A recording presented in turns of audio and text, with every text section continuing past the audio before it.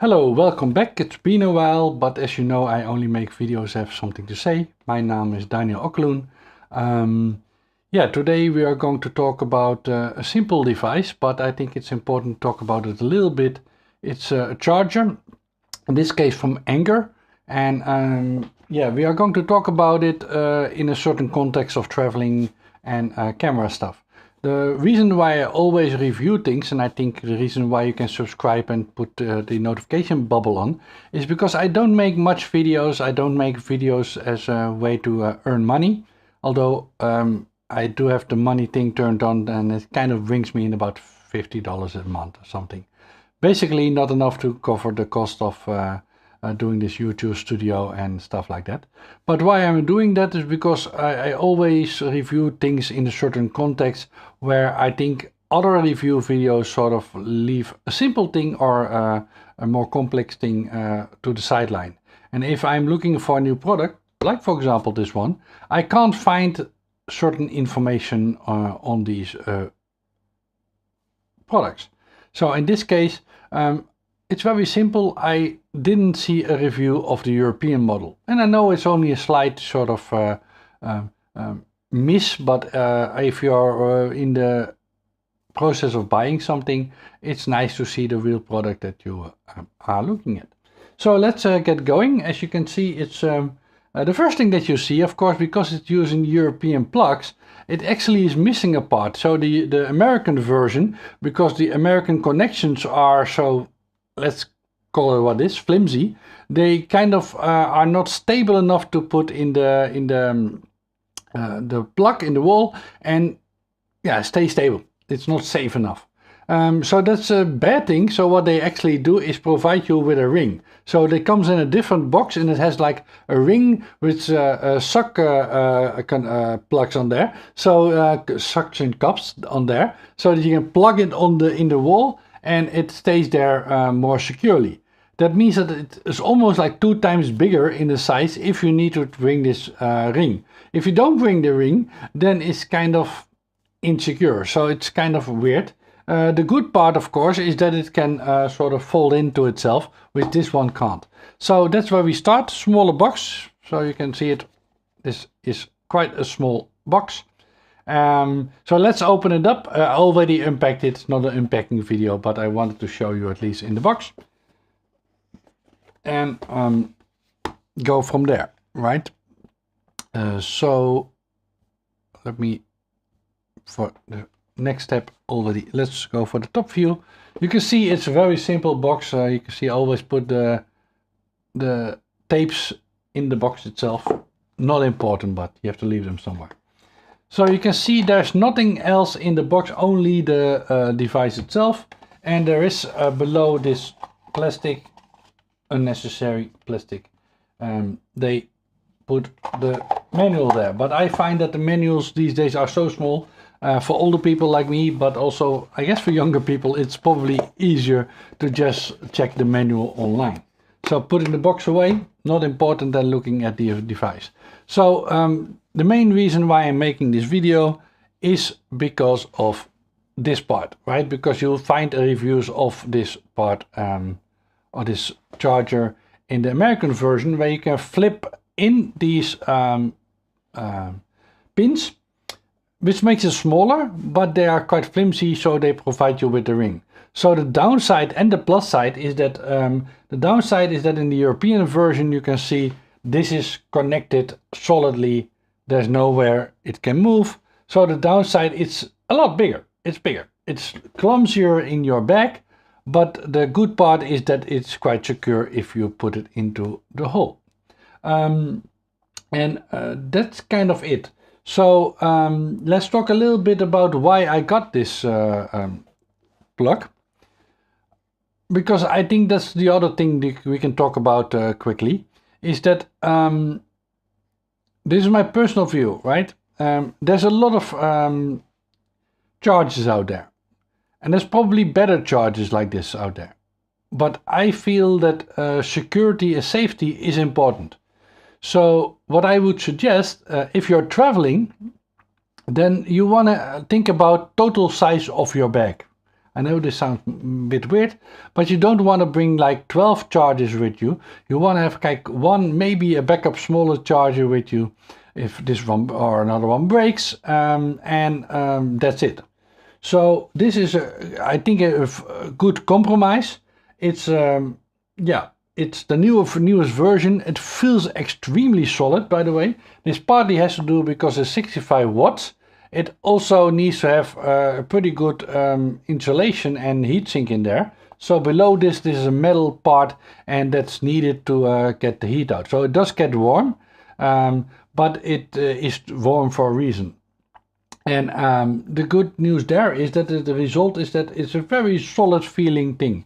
And especially in the European version, because of the better plugs, but the downside that it sticks out, sort of attachment to the wall, it feels like a very secure sort of mechanism. And a very secure, solidly feeling charger. Most of them feel kind of empty. But the main reason is because of the heatsink and the way it's built up, and also the amount of power that it delivers. It's quite a small charger, so if we look at the top view, you can see if I put it next to my phone, it's not big. And this is not a big phone, by the way. It's an iPhone XS, which is about 3 or 4 years old. It's not the maximum size. It's like the smaller kind of phone that we see out there these days.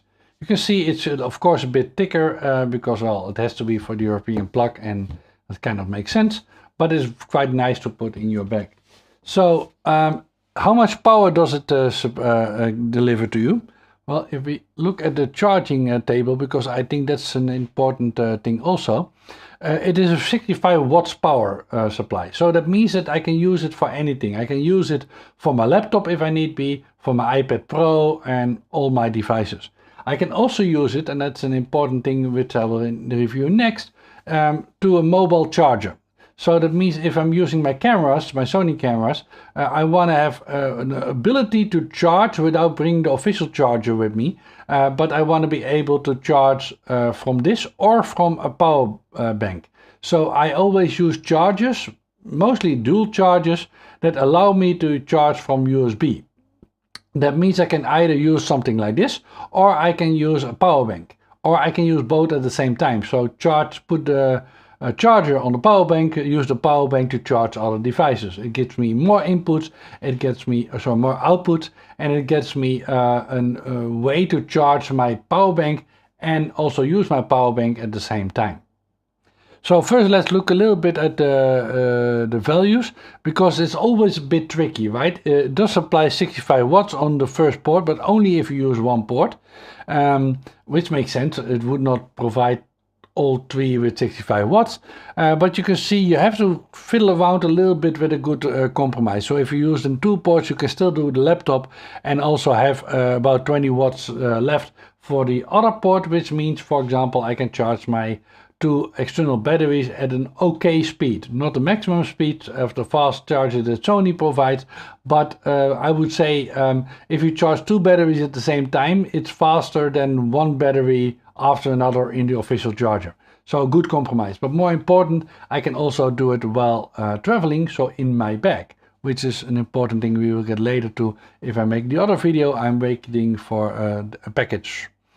So yeah, if you use all three outputs, you can see that you have to be a bit more careful. Although I don't normally use my my laptop. So if we go back to this one, I normally have this. This is my backup charger for my laptop if my official charger breaks, or if I'm traveling, I'm using this one. So if I run out of battery, I can use it, but most likely I will only use one at the same time, maybe have my iPhone on the next one. That's sort of the maximum. The chances that they are both using max power, so they are really maximal charging and maximal usage, is very slim, and it will automatically negotiate between the two of us. So it won't be a problem. I can use this as a laptop, or more likely my iPad, my iPhone and battery charger at the same time, because chances of it running out of power is slim. Now, so we talked about safety. I would urge you to think about, if you're using it as a travel charger, to go for a well-known brand. So that's why I picked the Anker in this case. It's probably not the best overall charger that you can find. It's probably not the smallest and the most powerful one that you can find. But do know it's a big brand. The safety features will be there. All the safety requirements are officially there. Also why I personally, and that's why again, if you take a bigger brand, in this case Anker, you can make sure that you get an original, not a fake one. So you're not buying let's say an unregulated brand, but it's quite easy on Amazon or another website to buy at the official shop. That means you always get the latest version, which in this case is the Prime version, and if you don't, then you might get an older version because this is quite a new product, but you want to make sure that you get the original one. So why is that important when you're traveling? I think it's also important when you're at your home, but when you're traveling and you are, for example, on a ship, they have kind of rules that you can't charge. Normally, you can't charge while you're not there. There is a reason for that. Fire in a ship is not good. Fire in an airplane is not good. But I would suggest that if you're in a hotel or on a boat or in an airplane, you're not responsible only for yourself and for your own family, but you also have a responsibility to the rest of the people in the hotel, in the ship, etc., etc. So I would suggest that maybe the 10 or 15 euros that you pay more to get a brand that is trustworthy and safety checks are all applied and all the safety logos are in there, so it's been tested, is an important thing. So please consider that when you're buying something for your travel needs. Of course, also the good thing for something like this, that is relatively small, it's easy to hide in my bag somewhere. It's of course it's a pity that it doesn't fold up like the American version, but you also don't have to bring the ring, so it's sort of a give and take on the security and safety point. But it's quite easy still to hide in my bag, especially because it's the only charger, and I always take one of these flat sort of chargers from Apple, because at least I have something to charge if need be. And I take a power bank. So for example, this power bank is quite a big one. I also have a very flat one, but this one is a good one, and this one also is able to charge this one, which is 65 watts, I think 100 watts maximum of supply, and you can actually daisy chain them. So a good idea for me at least, using a cable, and I'm using an Anker red cable. It's easy to, it's quite a long distance. It's also easy to recognize because it's a red cable, because with all the USB mess, we know that it's quite messy in standards, so I know that I have a cable that works for what I want to do. So if I put this one in this one, then this one is charging, and it can do charging and provide the outputs at the same time. So that means that I can kind of hook it up if I'm in the room and make sure that I'm charging everything of the battery. The battery I can take with me. This is a big one. I also have like one that's much smaller, which is about the same thickness of my phone. And so the good thing about that is that it's way smaller. But so either I take the big one, which has a lot of capacity, or I take a flatter one, which I can easier hide in my bag under a lens or something. And that's a sort of a good combination of things to use. But even then, this charger provides you with 3 outputs, which are basically for usable for all my devices, right? So I can use it for my iPads, my iPhones, my laptops, and that's what travel is about, right? It's sort of finding devices that you can use for multiple uses. If you're watching more of my videos, you know that I like my iPad Pro. One of the reasons is that I can also use it as my backup.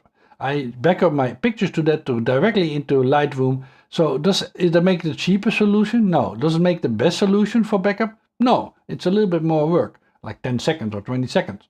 But the good news is I don't have to have, I used to have these backup hard disks, right, where you can plug in your SD card, which now doesn't work anymore with Express A cards, but I could plug it in and it would back up. But the device was 400 grams, so that's half my more than half the weight of my laptop, of my iPad. So it does not make sense to do that. So the whole idea, if you're traveling, to have a device that it can be used for multiple things. And this is a good example. This charger can be used for all the devices that I have, if need be, at the same time. And sometimes that happens, you do 2 devices at the same time. I hardly use 3 devices at the same time, but it can be done. So that's about everything for this small review. It works. Make sure that you know a little bit about that if you use them all 3 at the same time, there's limited. And again, I would urge you to go for a well-known brand if you're using or getting a travel charger. Keep in mind, you're trying to keep yourself safe, but you also have some responsibility in keeping others safe. So spend the $10 or $20 more to get a certified in different parts of the country or world device.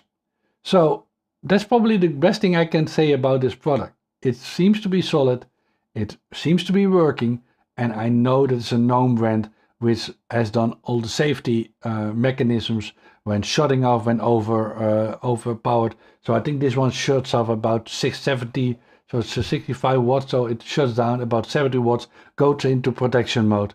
You know that it's been checked out for safety in fire situations, overheating, etc., etc. So that's the reason why you spent a little bit more. So thank you for watching and see you in the next one. Bye bye.